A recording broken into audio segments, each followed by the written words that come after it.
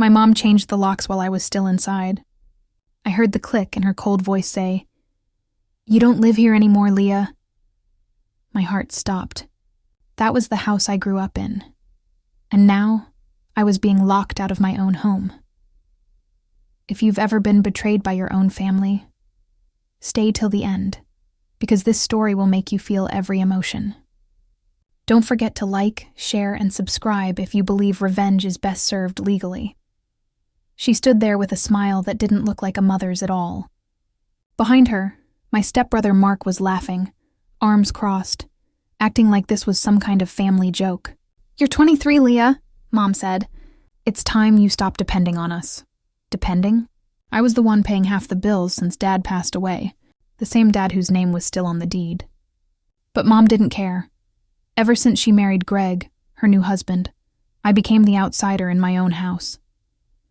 When I tried to open the door again, she shouted, "The keys don't work anymore. We've changed everything. Move on." My hands were shaking, not because I was scared, but because I felt something break inside me. I had nowhere to go, and all my clothes, memories, and my father's things were still inside. Mark grinned and said, "Guess you'll finally learn what real life feels like."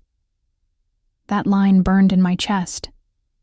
They thought I was weak, just a jobless, quiet girl still holding on to her father's memory.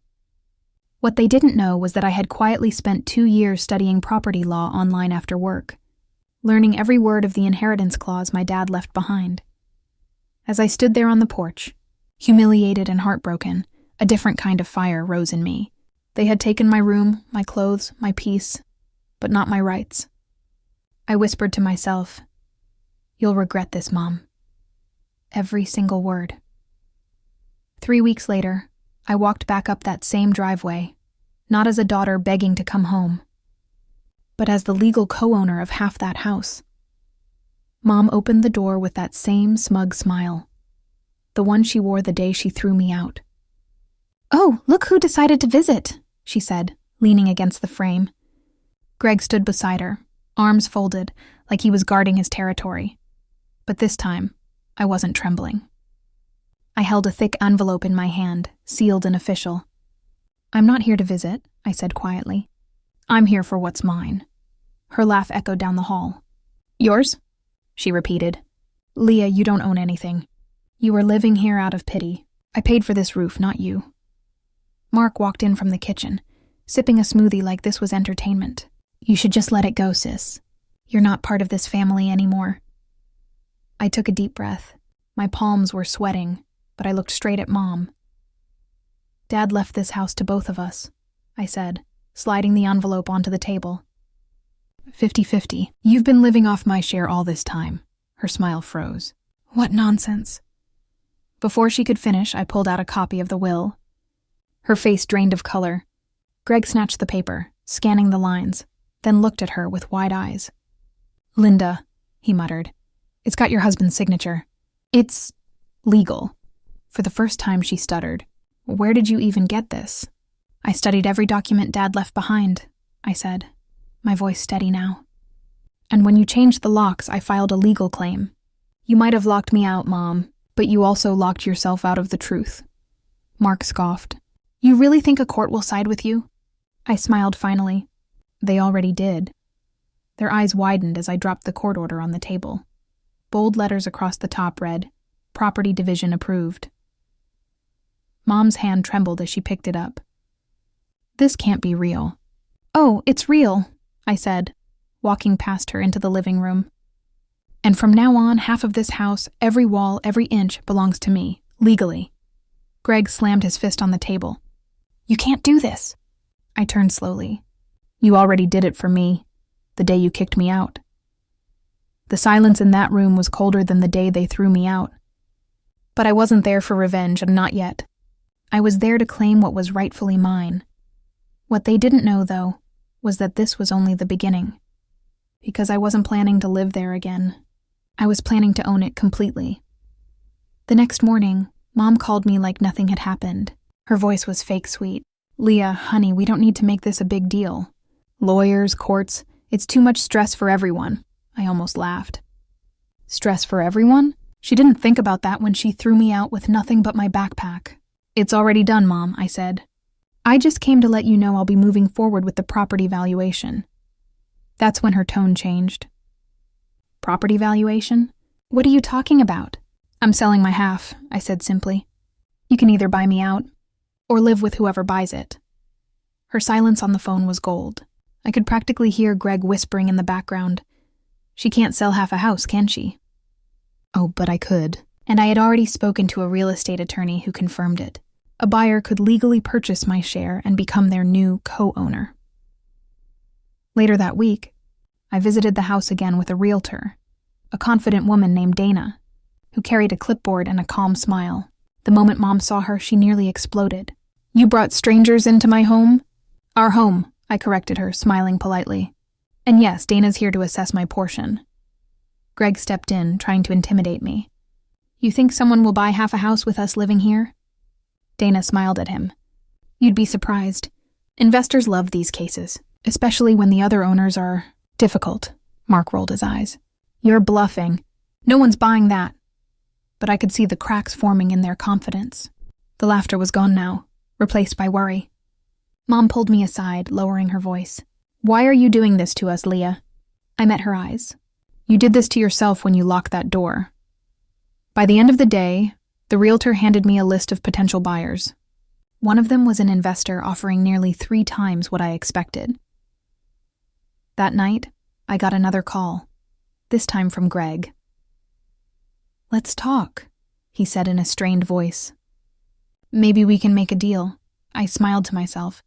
For the first time, they were the ones begging. But I wasn't done yet. Because I hadn't told them who the buyer really was. Someone who would make their lives a living nightmare. 2 days later, Mom and Greg sat nervously in their living room, waiting for the buyer to arrive. They didn't know I was standing outside, watching through the glass door as their confidence melted into fear. When the black car pulled into the driveway, Mom straightened up and whispered, "Please let it be someone reasonable." The door opened, and a tall man in a suit stepped out. Mr. Reed, my father's former business partner. Mom's face turned pale. You? She gasped. Mr. Reed smiled politely. Leah told me you were interested in negotiating. He shook Greg's hand with a grip that looked more like a warning. I'm here to finalize the purchase of her half. Greg stammered. You can't just sell it to him. He's the one who— Yes, Mr. Reed interrupted. The one your husband betrayed years ago. But unlike him, I honor deals. Leah's half is now mine. Mom's jaw dropped. This is ridiculous, she shouted, turning to me. You're giving the house to an enemy of your father? How could you? I stepped inside, my voice calm. You should have thought about my father when you threw out everything he built. Now someone who respected him will own it. Mark jumped up. You just ruined everything. We can't live here with him. Mr. Reed smiled. Oh, you won't have to. I'm planning renovations. I've already filed for partition, which means this house will be legally divided or sold entirely. Mom froze. Sold? Exactly, I said softly. You'll have to move out when it's finalized. But don't worry, you'll get your fair share after the sale. Her voice cracked. Leah, please. This was our home. I looked at her, remembering the night she locked me out in the rain. You said I didn't live here anymore. I'm just making sure that's true for everyone. She burst into tears, but Greg just glared, muttering, You think this makes you powerful? You'll regret this. I smiled faintly. Maybe, but at least I'll sleep in peace. Something you can't buy back. As I turned to leave, the for sale board went up in front of the house. Neighbors began whispering. The same people who'd watched me get thrown out now saw them losing everything, but what none of them knew yet was that I wasn't done collecting what belonged to me.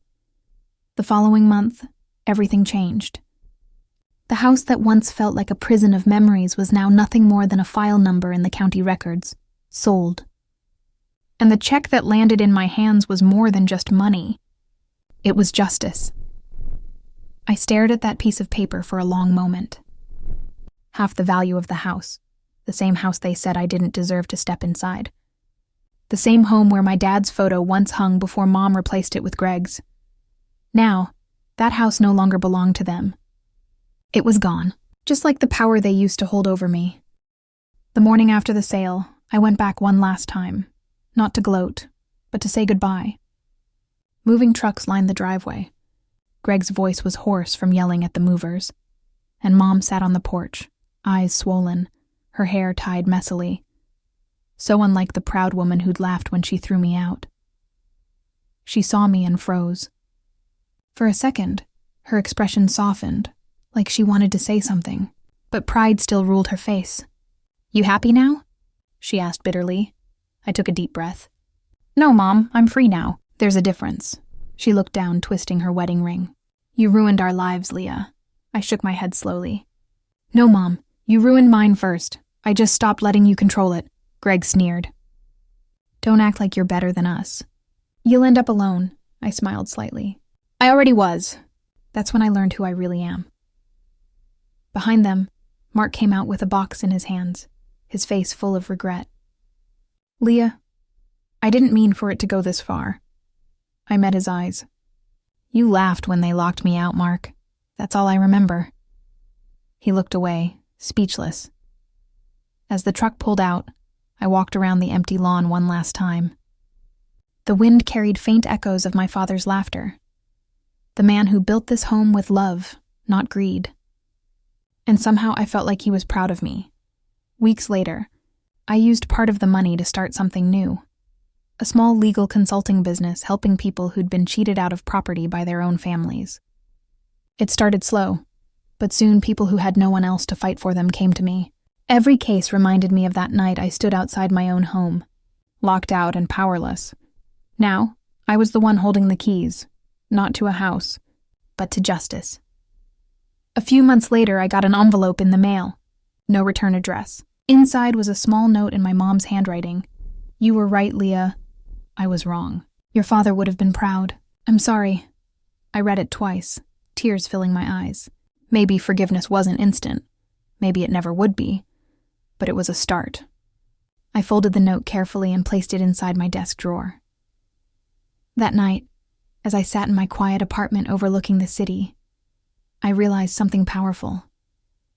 Revenge wasn't about destroying others. It was about rebuilding yourself in silence until they have no choice but to respect you.